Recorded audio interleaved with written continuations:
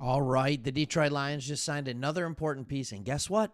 They're not done. And there's more that they can do, and I think this is a sign to the future, but also a sign that they did exactly what they were supposed to do when we're talking about mixing free agency and the NFL draft. This was a perfect re-sign, but also when we take a deeper look into it, it will show why we did the right move in drafting, believe it or not, Christian Mahogany last year, and why I think they're going to do something similar this year. Plus, a starter came out with a very unique stat that he's better at than anybody else in the NFL. So we're going to talk about that. But first, let me ask you this. Give me an obscure, because we're talking about offensive linemen for the first half of this video, and then we'll switch over to the defense. But give me an obscure offensive lineman that you just loved. For no apparent reason, you loved him.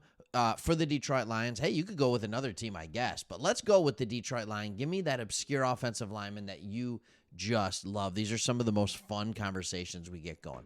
All right, let's first look at what we're seeing here. The Detroit Lions re-sign veteran offensive lineman. That guy is Kayode Awosika. We are starting to get to know him. This is an obscure offensive lineman where we will think about in 10 years, hey, you remember that dude who just felt like he played in half the games, but you never knew when he was going to play? Yeah, because he was the third guard, right? And it's very interesting. I love the way this article breaks down the way he got here. He spent his rookie season with the Eagles. Then we poached him to our active roster in the 2022 season. He would play 10 games that season. In 2023, he earned an offensive guard 3 role as primary backup. He contributed in 18 games that year. Look at this. 18 games. 18 games. And remember the conference championship? He replaced Jonah Jackson and held up really, really well. And that's when all of us realized we don't need to pay Jonah Jackson a ton of money.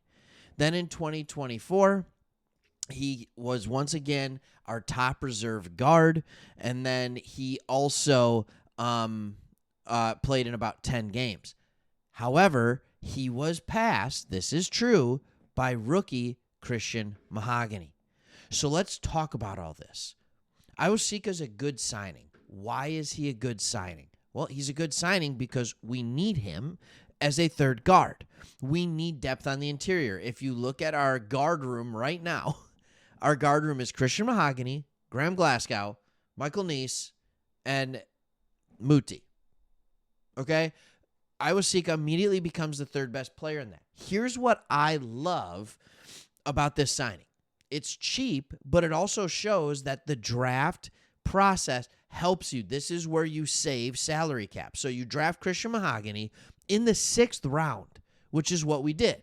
We drafted Christian Mahogany in the 6th round. He, in 1 year, is going to become our starting guard. My hope is that he's our starting left guard, and Graham Glasgow gets to move back over to starting right guard. I think they can do the exact same thing this year, and that will eventually replace Graham Glasgow. That is why you didn't have to re-sign Zeitler this year. So when you look at Graham Glasgow, he did not have a good year last year. All right, 2 years ago, he had a phenomenal year, but last year he graded out on PFF as a 57.2. If you take a deeper look in Kayode Awosika, he actually grades out similarly. You can see down here. I'll zoom in for you. All right, 2023, he played his most. It's also when he graded out the best. The more he plays, the better he grades out. Ladies and gentlemen, there is a world where it is not likely. It is very unlikely. But there is a world in which Graham Glasgow's skills continue to diminish, and Kayode Awosika is our everyday left guard while Christian Mahogany plays right guard. There is a world in which that happens. That's not a world that I would like to see. It's not, but there is a world in which that happens. He's young. He's not expensive. He is limited, but I think his best position is a guy who knows the system. He understands what the Detroit Lions are trying to accomplish on the offensive line. He's comfortable playing in between, whether it's Decker and Ragnow or in between Sewell and Ragnow. He's a guy who's familiar, and sometimes that's the most important thing you can have with a guy coming off the bench. But here's why I think we can do it, and I'm starting to target players. And I got a couple of them for you. These are guys that you're taking when you look at our draft picks. I'm talking, these are guys you're taking at 196, 228, or 244.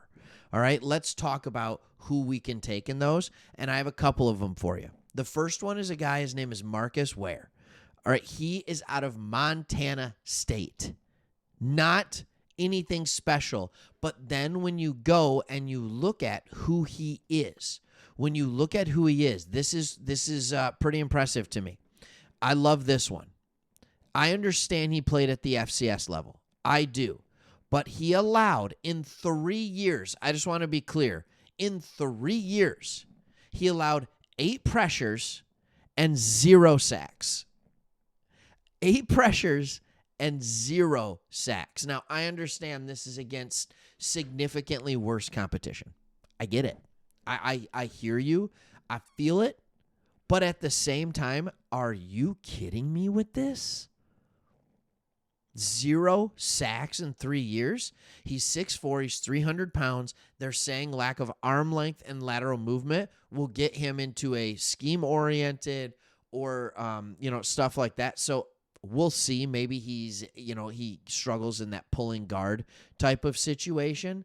But these are the kind of guys that you look at and you're like, wait a minute, is this somebody that could actually happen? I don't know. The other one that I would look at is a guy like Luke Newman, Michigan State Spartan. And as much as I hate to admit that, because we all know I'm a Michigan fan, well, maybe you don't all know, but I do know. He had a phenomenal 2023 where he played almost as often, and then it was in 2024 under a new coach that he actually struggled a little bit. These are the kind of guys where it's like, what is their ability? We'll look deeper into that as the draft nears, but I just wanted to show you there was something there. All right, I talked way too long on Kayode Awosika and what the Lions are doing with the offensive line because I do like it, but there has to be something out there that I think needs to be talked about. Alex Anzalone went to Twitter, X, whatever you call it these days, right? And he said, no other linebacker is asked to do what I do. And it is true. He is no linebacker has had more coverage snaps in man-to-man. He played almost half of the coverage snaps that he played. He was man-to-man. That doesn't mean the whole team was on man-to-man, but he was man-to-man. By the way, the other guys down here, Malcolm Rodriguez and Jack Campbell, who else? Who do they play for? The Detroit Lions, right? So it's one of those things where we realize the Lions are in man-to-man all the time. Alex Anzalone can absolutely do that. This was Al Karsten that posted it. And then Alex Anzalone said, nobody else is asked to do what I do. Then Al Karsten re-commented on it saying, you butter the defense's bread. You butter the bread that the defense operates on. And it's interesting to me when I see this. It tells me 2 things. Number one, maybe if you have 3 linebackers that are on a top 5 or on top 4, you're asking your linebackers to play too much man coverage. Maybe it's just being a little too obvious with what we do. And again, we've talked about here how Terrion Arnold, no other rookie cornerback was asked to play more man coverage than Terrion Arnold, and it was by a long shot. It was by like 20%. And so maybe, just maybe, it was becoming a little too predictable. Maybe, just maybe, it was a little too predictable. I don't know how else to say it. And my hope is that our new DC, Shep, won't be that way.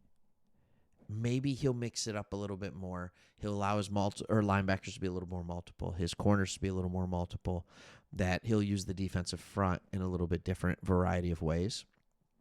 And because you have to be able to do that throughout the year so that when you're in the playoffs and you're playing Jaden Daniels and he's red hot and he's slinging it, right, you need to be able to show him different looks. And if you're not used to doing it, you can't do it, even if you're professionals. All right. Thanks for watching. Appreciate y'all so much. See you on the next one.